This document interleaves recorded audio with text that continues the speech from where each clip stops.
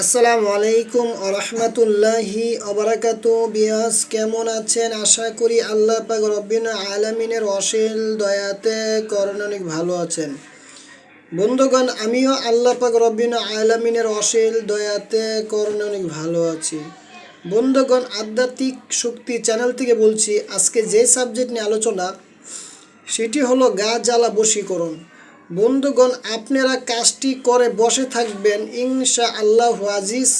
আপনারা যার উদ্দেশ্যে যার নিয়তে এই তদবিরটি প্রয়োগ করবেন তার শরীর জ্বলে যাবে আপনার জন্য, তার শরীর অস্থির হয়ে যাবে আপনার জন্য। বন্ধুগণ, বশীকরণ কাজ কাকে বলে? বন্ধুগণ, অবশ্যই আপনারা যারা কাজটি করবেন ইকিনের সুইদে বিশ্বাসের সুইদে কাজটি করবেন।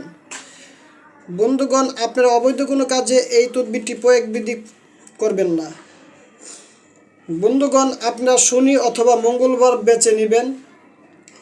জায়নামাজের ভিতরে বসবেন, দক্ষিণ দিকে ফিরবেন, শরীরে ভালো মানের কিছু আতর আপনারা লাগিয়ে নেবেন।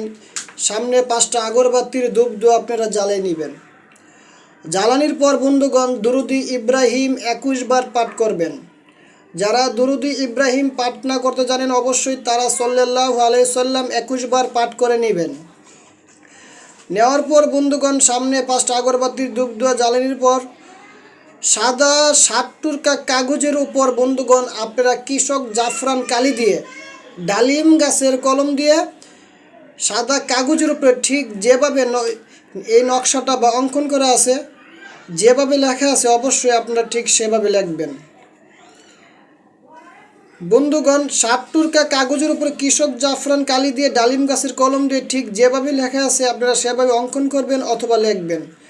লেখার পর বন্ধুগণ, আপনারা যাকে আপনার প্রতি দেওয়ানা করবেন, যাকে আপনার প্রতি আকর্ষণ করবেন, মহাব্বতে পাগল করবেন, সে যেখানে থাকবে সে আপনার নিকটে চলে আসতে বাধ্য ইনশা আল্লাহ আজিজ। অবশ্যই বন্ধুগণ, যাকে বাধ্য করবেন অবশ্যই বন্ধুগণ, আর যে বাধ্য করবে অবশ্যই যেখানে প্রথমে যে ফুলানের সনে হবে, যে বাধ্য করবে তার নাম বান থাকবে।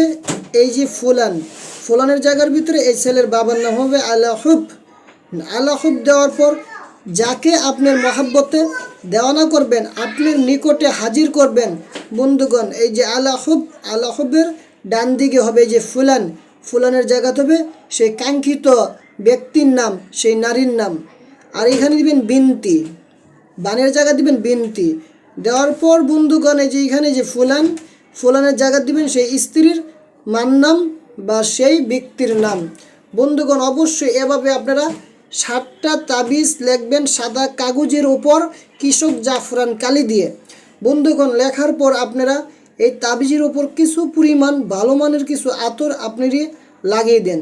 লাগানোর পর আগরবাতির ধোঁয়া 4 থেকে 5 মিনিট আপনারা তাবিজের উপর ধরে লাগবেন। লাখার পর বন্ধুগণ, সূরাতুল ফাতিহা আপনারা 3 বার পাঠ করবেন। এই নকশার উপরে বা তদবিরের উপরে আপনারা দম দিবেন, ফুঁক দিবেন। সূরাতুল ইখলাস আপনারা 3 বার পাঠ করবেন। 3 বার এই তদবিরের উপরে বা এই তাবিজের উপরে আপনারা ফুঁক দিবেন। দেওয়ার পর বন্ধুগণ, সুন্দর একটি প্রদীপ নেবেন, মাটির প্রদীপ নেবেন। আর আপনারা সুগন্ধীয় যে কোনো তেল আপনারা সংগ্রহ করবেন।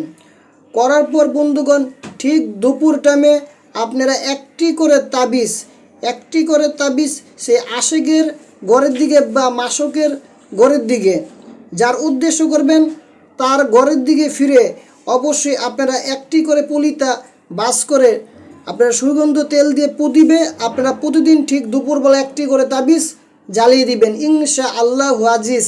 সে যেখানে থাকবে সে অস্থির হয়ে আপনার নিকটে সে ছুটে আসতে বাধ্য ইনশা আল্লাহ আজিজ।